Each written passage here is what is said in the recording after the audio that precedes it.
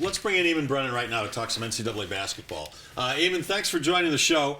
And how you feeling the time for the 4 days in between games?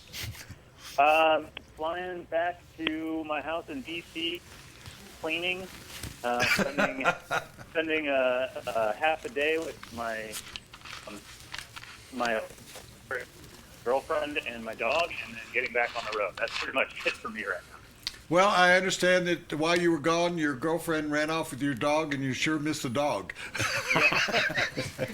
It's a country western tune, I think. Yeah. Let's start it out with the most obvious question. Having watched now, as you have, as closely as you have, the NCAA tournament up to now, is there a team out there with any possible chance other than Kentucky? I will still take Kentucky over the field. I mean, it's not impossible that they could be beaten, right? Like, there are teams in the field. I think Duke, I think Wisconsin. I think West Virginia will make it difficult.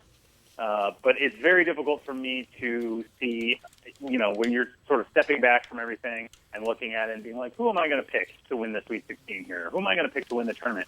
I don't know how you could make a rational case against Kentucky. You could say things like, oh, they haven't lost a game, and the mental aspect of the pressure and all that stuff. I don't know if that necessarily qualifies as a rational argument. They're the best team by a pretty significant margin, and maybe someone could knock them off, but it'd be an upset, That's why I keep wanting it to come down to Duke and Kentucky, because I think Duke, and I keep saying this, Duke has the best player in the tournament. I think they have the best backcourt if you add both the guys, and they have the best coach in the tournament. So it seems to me that that's at least a game I'd like to see how it would turn out. And I don't know that Duke could beat them, but I think that would be, and you mentioned West Virginia. I think West Virginia is going to create a lot of problems with their full court press.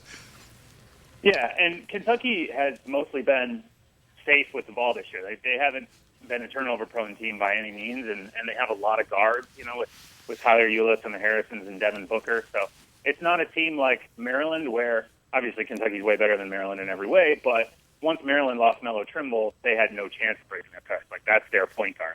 So I think Kentucky could probably handle it, but it isn't like anything they've seen thus far. And if they were catching West Virginia on a short turnaround, the Thursday, Saturday turnaround, then I think that would be even a more significant advantage for the Mountaineers. But overall, I think Kentucky, there's going to be a challenge there, and I think Wisconsin, if both teams get to the Final Four, if Wisconsin can make it and get past Arizona in the Elite Eight, and Wisconsin is the kind of team that, because they invert their bigs and because they are so versatile on the offensive end and don't need to score on the low block to get points, I think Wisconsin could, is a team that it's conceivable could beat Kentucky. But if you're standing back from the field and picking things, you have to like the Wildcats all around.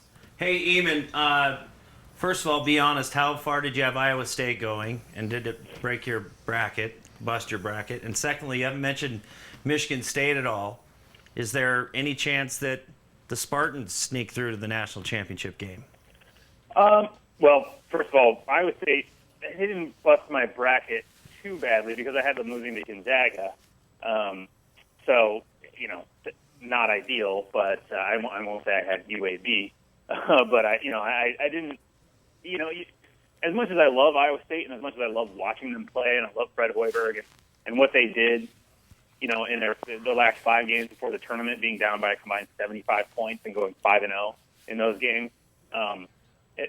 When you are not great on the defensive end, bad things happen in the tournament. When you have to get the next bucket and you have to make shots like Villanova, and you have a day when those shots don't fall for you, and you can lose to anybody. And I think we saw that with Iowa State. But Michigan State, that really surprised me. I think what they did to Virginia's offense, which had Justin Anderson back, and Justin Anderson played well. He wasn't what he was in the beginning of the year, and I think it's unfortunate for Virginia because for the first 2.5 to almost 3 months of the season, with Justin Anderson at full strength in the lineup, he was an All-American candidate, and they were one of the best offensive teams in the country. They play slow, and so it's more difficult to see than how good they are on the defensive end, but they were really, really efficient. And once they lost Anderson, their spacing got all messed up, and when he came back, he looked good in the Belmont game, but against Michigan State wasn't his self from December and January and early February. And I think it's unfortunate for them, but you have to give a lot of credit to what the Spartans did on the defensive end, taking away so many of their screens, their flare screens, and the things they do to get easy shots from the perimeter.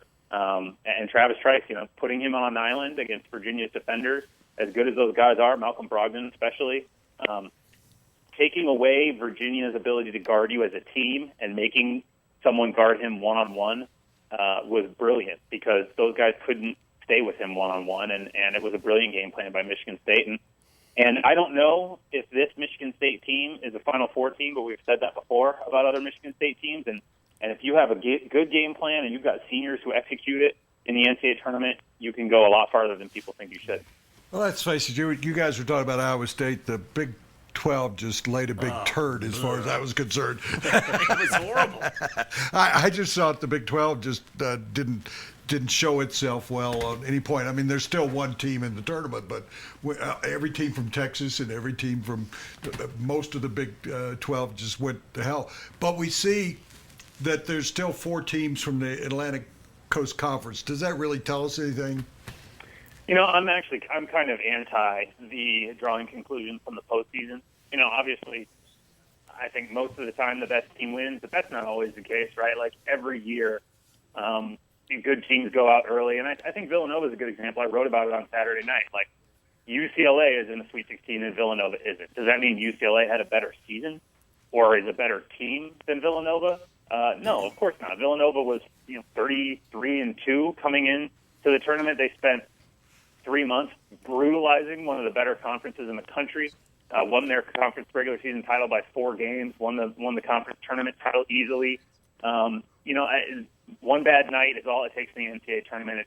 It's a series of very small sample sizes, and when you compare that to UCLA, which is in the Sweet 16, and how quickly we forget these things, people will say, "Oh, Steve Alford, 2 Sweet 16s in 2 seasons at UCLA. That's pretty impressive." Well, they probably shouldn't have gotten in the tournament. They beat SMU on a weird goaltending call, and then they get UAB in the second round. So I don't think there's too many conclusions you can draw about specific programs or specific conferences necessarily from what happens in the tournament, because it is all about matchups. It's all about playing well or not playing poorly in specific situations, and anything can happen, and that's kind of why the tournament's awesome.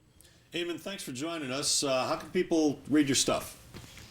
Just ESPN.com's College Hoops page. I'm right there, and Twitter is just my name, @Eamonn Brennan. All right. Hey, Eamonn, appreciate it. Great job. We might tap you again before the end of the tournament, all right? I'd be happy to do it. All right. Eamonn Brennan from ESPN.com. Thanks.